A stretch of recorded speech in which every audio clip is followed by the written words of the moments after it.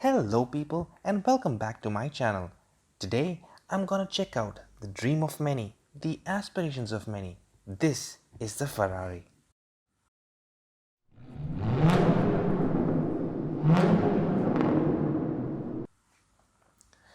If you're a car lover, you know what I mean. And if you're not, you still know what I mean. When it comes to having a dream car wish list, this is definitely up there. If there's one car that someone would love to own, it's a Ferrari.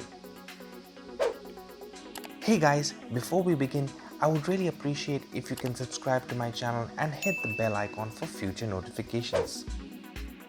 Well, what can I say about this car? I mean, look at it.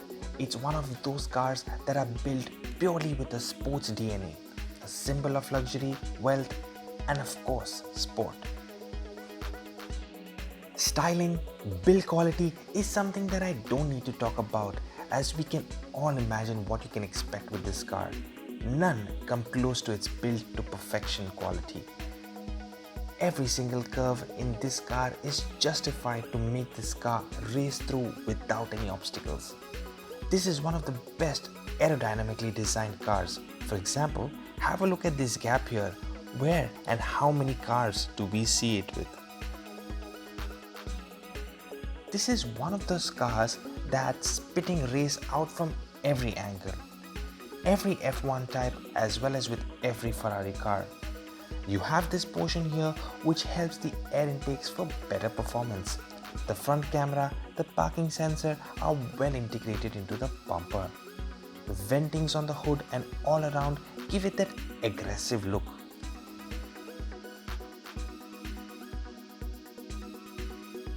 This has definitely got to be my most favorite thing in this car. Have a look at the side lights. It looks like diamonds and they are roughly around 8, which makes this look even more gorgeous when they're lit up. Talking about the aerodynamics, the car is just perfectly cut at the right edges. If you move to the rear, you have these circular lights with the black prancing horse in the center. You have the exhaust two on each side. The lights that you see here, which are also the rear fog lamps, quite often seen on many F1 cars, and which also houses your rear camera. Even the rear is designed with the intent you can see through these netted vents.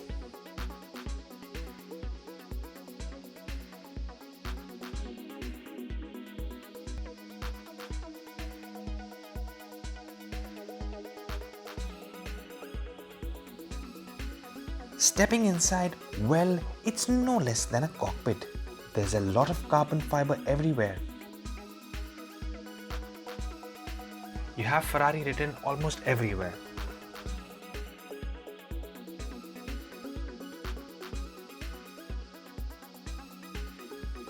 You have the Ferrari F12 Berlinetta badge here, which looks absolutely fantastic. The leather finishes all around are quite plush and the materials used are exceptional.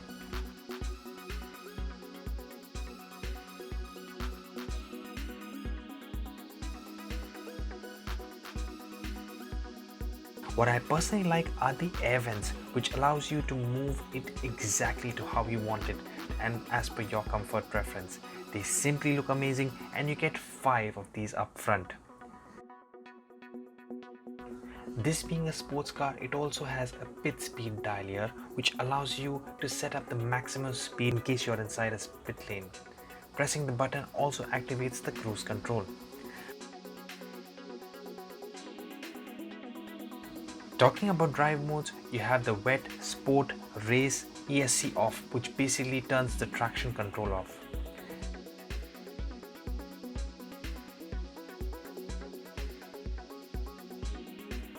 The steering wheel hosts a lot of buttons, which include your suspension setup, headlights, the big start button, the different drive modes, the side indicator buttons along with the washer switch. Again, a very sporty feel. Everything is placed on the wheel to avoid any distraction, or should I say, any loss of seconds. Although the start button is on the steering wheel, in my opinion, it's not the best place. I mean, This is a button where you press it just once to power up and then it's not really needed here. Again, not offending any Ferrari fans, it's just my opinion. Big start button is here. You have the horns placed, which may be a little difficult to find. You have the traction control switches.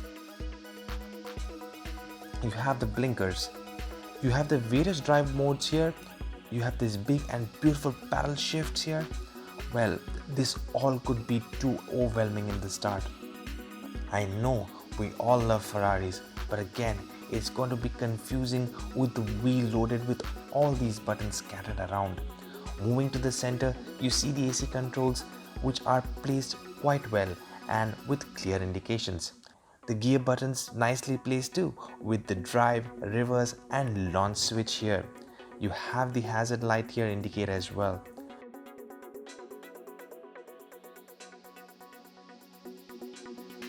Here is the glove box, which opens with a switch which might only just fit a pair of gloves, so not much space here. At the rear, this is the small storage that you get, as this car is mainly made for 2 passengers. Have a look at the foot pedals. It's again a reminder that everything is taken into consideration in the Ferrari.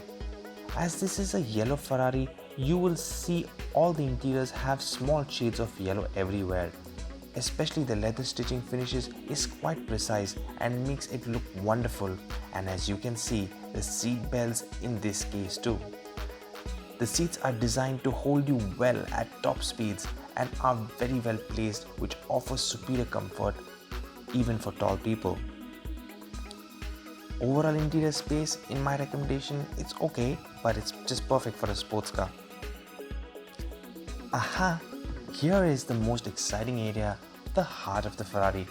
Well, unlike most Ferraris, this one has the engine in the front, so you don't normally get the clear engine cover which typically shows off the Ferrari engine, but rather you have this beautiful and magnanimous V12 engine that is so beautifully crafted sitting inside the hood.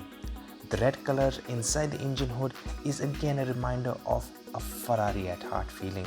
Nothing really exposed here, it's just meant to emphasize the V12 significance in this car. This V12 can produce a whopping 730 HP, which is pretty awesome, and can take you from 0 to 60 in 3.1 seconds and a top speed of 211 miles an hour.